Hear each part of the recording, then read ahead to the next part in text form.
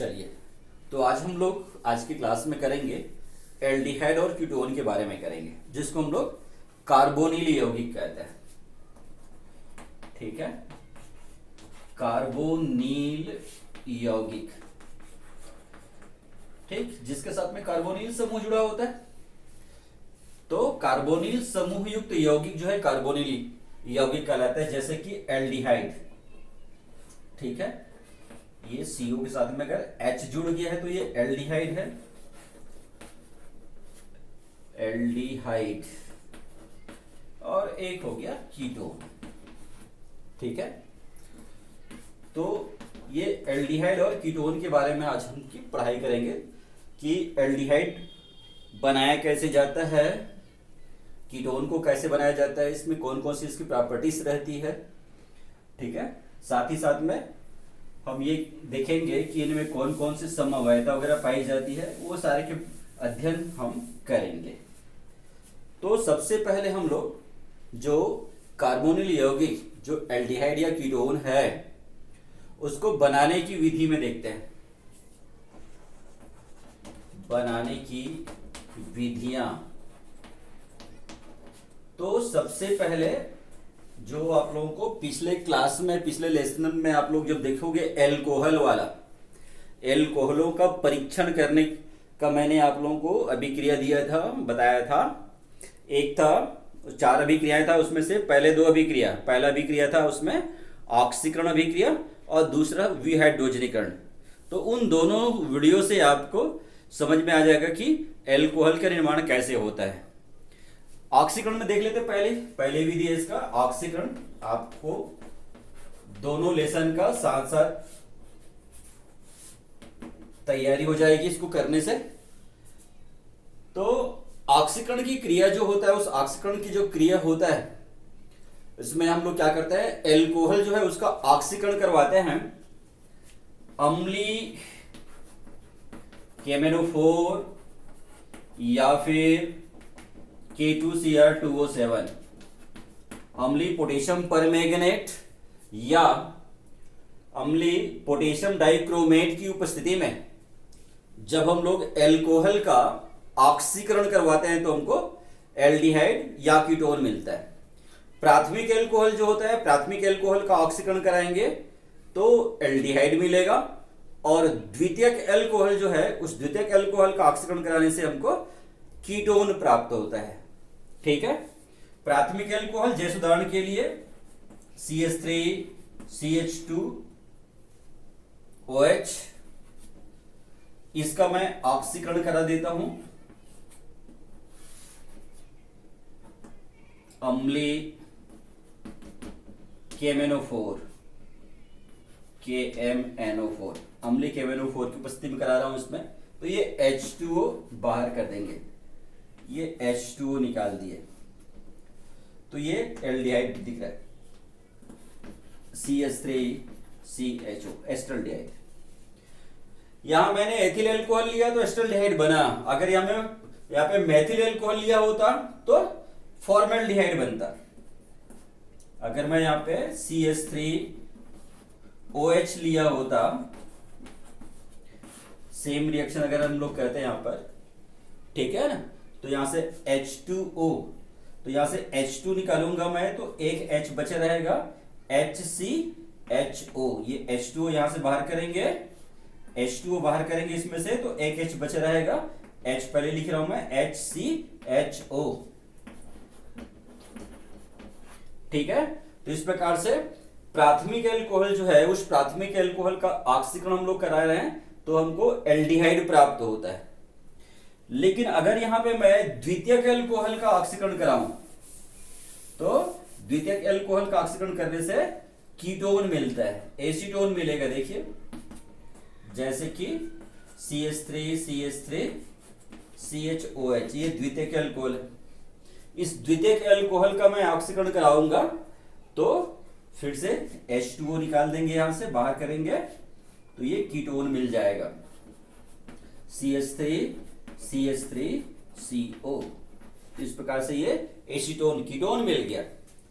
तो ये ऑक्सीकरण विधि था, एल्कोहल बनाने की ऑक्सीकरण विधि। इस विधि में हम लोग करते हैं जो एल्कोहल होता है उस एल्कोहल का ऑक्सीकरण कराते हैं प्रबल ऑक्सीकारकों की उपस्थिति में, जैसे कि अम्लिक MnO4 या फिर K2Cr2O7 की उपस्थिति में। तो प्राथमिक एल्कोहल जो होता है, प्राथमिक एल्कोहल का ऑक्सीकरण कराने से हमको एल्डिहाइड प्राप्त हो जाता है, और द्वितीयक एल्कोहल का ऑक्सीकरण करा देते हैं तो हमको कीटोन प्राप्त होता है। इसी प्रकार से दूसरी विधि बताया था आप लोगों को, विहाइड्रोजनीकरण। चलिए देखें।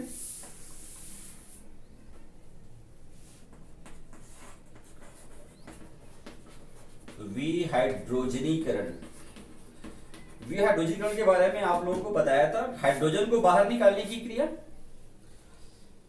तो इसके लिए हम लोग क्या करते हैं, जब हम लोग एल्कोहल जो होता है उस एल्कोहल के वाष्प को गर्म कॉपर के ऊपर से प्रवाहित करते हैं। एल्कोहल का जो वाष्प होता है उस एल्कोहल के वाष्प को गर्म कॉपर के ऊपर से प्रवाहित करते हैं तो हमको कार्बोनिल यौगिक मिलता है, अर्थात एल्डिहाइड और कीटोन मिलेगा। यहां पे भी सेम वही बात है, प्राथमिक एल्कोहल जो होता है उस प्राथमिक एल्कोहल का विहाइड्रोजनीकरण हम लोग करते हैं तो हमको एल्डिहाइड मिलता है, और द्वितीयक एल्कोहल का विहाइड्रोजनीकरण करते हैं तो हमको कीटोन मिलता है। ठीक है, जैसे कि ऑक्सीकरण की विधि में था सेम बिल्कुल वैसे ही है। प्राथमिक एल्कोहल से आप लोगों को एल्डिहाइड मिलेगा और द्वितीयक एल्कोहल से आप लोगों को क्या मिल जाएगा, इसमें कीटोन मिल जाएगा। चलिए देखिए, जैसे मैंने ले लिया ये एथिल एल्कोहल लिया, इस एथिल एल्कोहल का विहाइड्रोजनीकरण कर रहा हूं, इसको गर्म कर रहा हूं, गर्म कॉपर के ऊपर से इसको प्रवाहित करेंगे तो विहाइड्रोजनीकरण है, हाइड्रोजन को बाहर निकालेंगे, हाइड्रोजन को बाहर निकालने की क्रिया है। तो ये एल्डिहाइड देख लीजिए, CH3CHO दिख रहा है साफ साफ, ये एस्टल्डिहाइड बन गया। यहां पे भी वही बात है, अगर यहां मेथिल एल्कोहल लूंगा तो फॉर्मेल्डिहाइड बनेगा। CH3 इसको है ना, ये CH3 को तोड़ दिया हूं CH2H करके, तो ये CH3 हो गया, OH Cu, तो ये हो जाएगा H2 को बाहर कर दूंगा तो HCHO, फॉर्मेल्डिहाइड। और इसी प्रकार से द्वितीयक एल्कोहल अगर मैं ले लेता हूं तो द्वितीयक एल्कोहल जो है उसका हाइड्रोजनीकरण करूंगा। ठीक है, विहाइड्रोजनीकरण इसमें से करते हैं, ये H2 को बाहर कर देते हैं तो ये कीटोन मिल जाता है, CH3CO। क्लियर हो गया। तो इस प्रकार से प्राथमिक एल्कोहल का विहाइड्रोजनीकरण करेंगे तो एल्डिहाइड मिलता है, और द्वितीयक एल्कोहल का विहाइड्रोजनीकरण करने से हमको क्या हो जाता है, कीटोन प्राप्त हो जाता है। तो ये था आप लोगों का एल्कोहल बनाने की दो विधियां। तीसरी विधि हम लोग देखते हैं, चलिए देखेंगे, वसा अम्लों के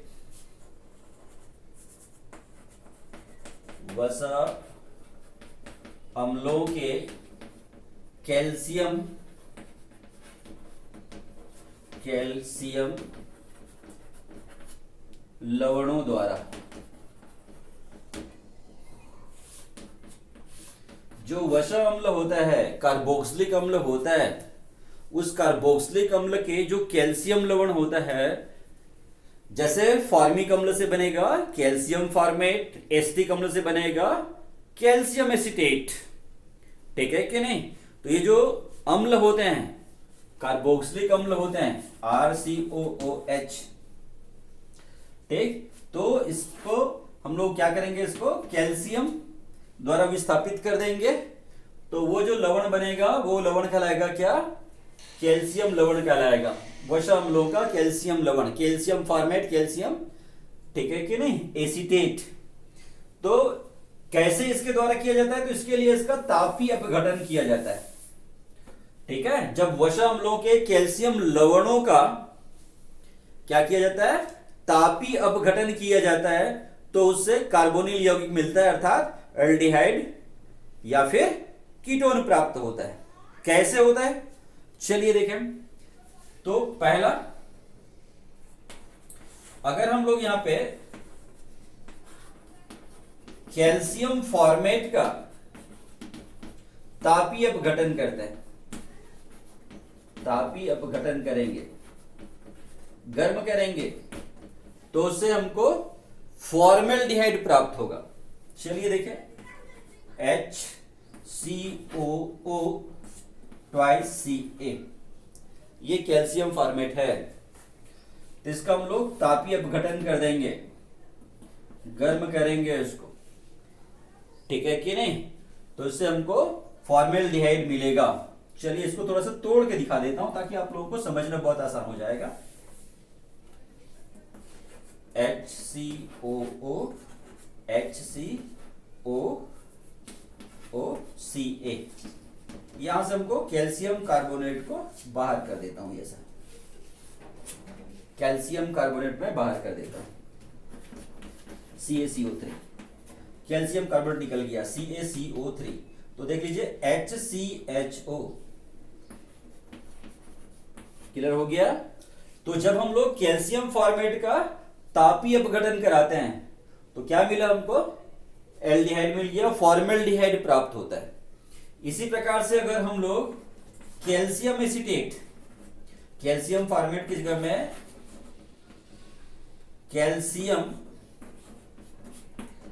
एसीटेट, ठीक है ना, का तापीय अपघटन कराते हैं तो उससे हमको एसीटोन प्राप्त हो जाएगा, कीटोन प्राप्त होगा, ठीक है?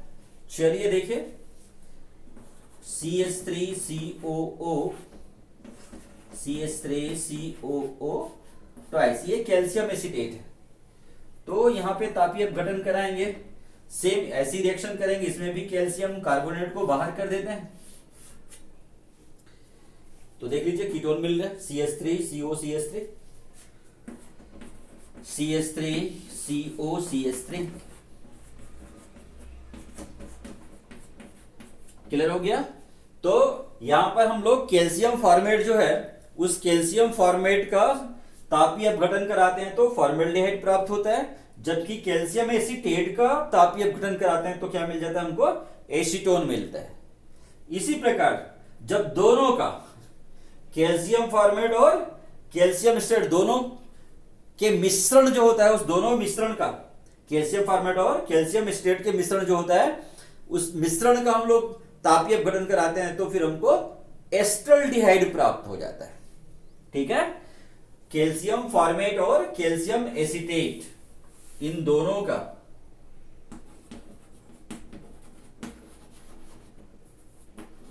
कैल्शियम एसीटेट, इन दोनों का तापीय अपघटन कराएंगे तो हमको एस्टल्डिहाइड प्राप्त होगा। चलो देखिए,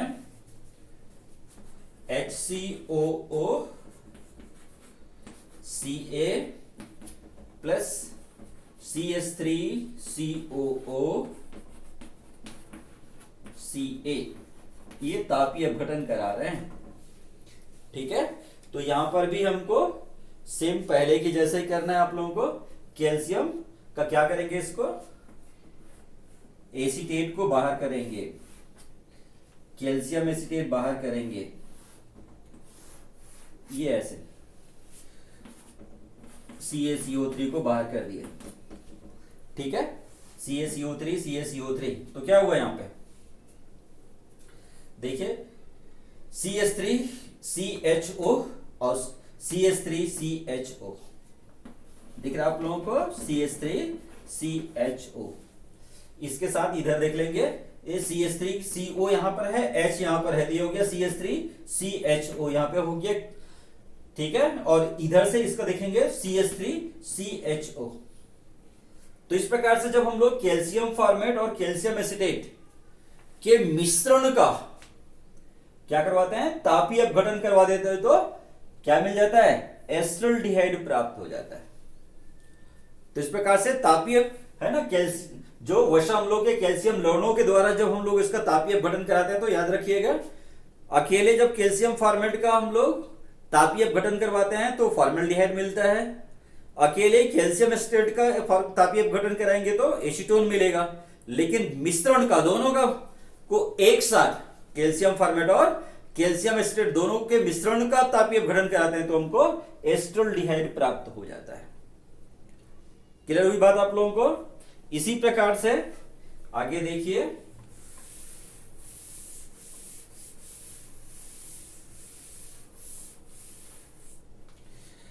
चलिए देखिए आगे,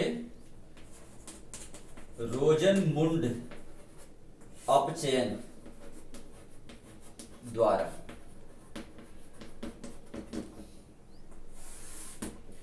तो रोजनमुंड अपचयन में क्या होता है, जब हम लोग अम्ल के हैलाइड RCOX, ठीक है, अम्ल का जो हैलाइड है इसका जाइलिन में बने हुए, उबलते हुए जाइलिन होना चाहिए, उबलते जाइलिन विलियन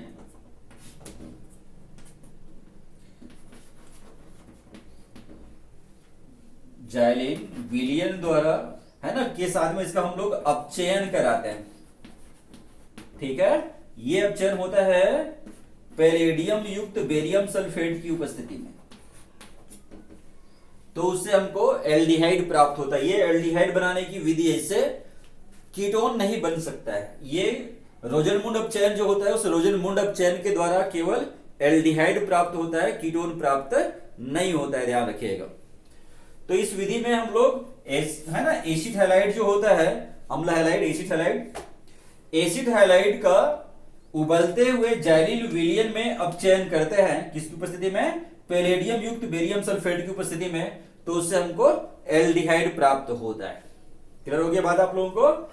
एसिड हैलाइड का उबलते हुए जाइलिन में बने विलियन का अपचयन कराते हैं। अपचयन कराने के लिए ये जो मिश्रण होगा उसमें हाइड्रोजन गैस प्रोवाइड कर देते हैं।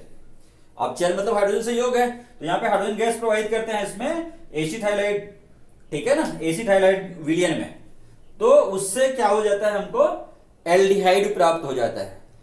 इस विधि द्वारा हम लोग सिंपल एल्डिहाइड और साथ साथ में हम लोग जो बेंजिल्डिहाइड है वो भी प्राप्त कर सकते हैं। चलिए देखिए, जब आर की जगह मैं एल्किल करूंगा तो एल्किल्डिहाइड मिलेगा, और जब आर की जगह मैं फेनिल समूह डाल दूंगा तो बेंजिल डिहाइड प्राप्त हो जाएगा।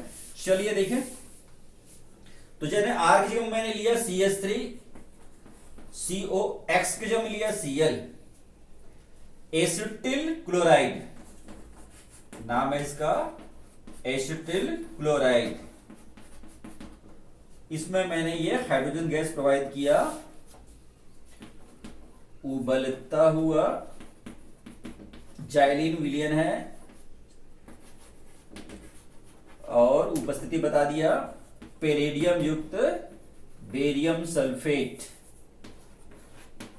ठीक है, तो पैलेडियम युक्त बेरियम सल्फेट की उपस्थिति में ये अपचयन हो रहा है, तो एक H इसके साथ Cl के साथ जुड़ जाएगा, तो ये हो गया HCl, तो यहां पर ये Cl निकल गया, H निकल गया, एक H यहां आ गया, तो ये हो गया एस्टल्डिहाइड CH3CHO। अगर मैं यहां पे एल्किल समूह की जगह में फेनिल समूह ले लूं, बेंजिल समूह को ले लूं, बेंजॉइल क्लोराइड इसका नाम हो जाएगा,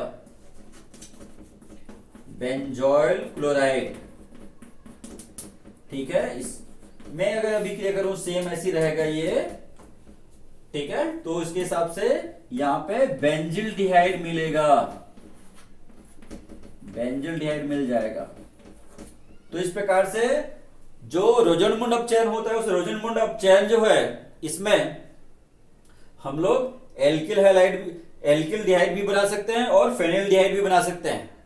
ठीक है ना, एल्किल वाला एल्डिहाइड भी बना सकते हैं और बेंजिल वाला भी एल्डिहाइड बना सकते हैं। एल्किल की जो यहां पे बताया मैं एस्टिल, ठीक है ना, एस्टिल्डिहाइड है, और ये बेंजिल्डिहाइड है।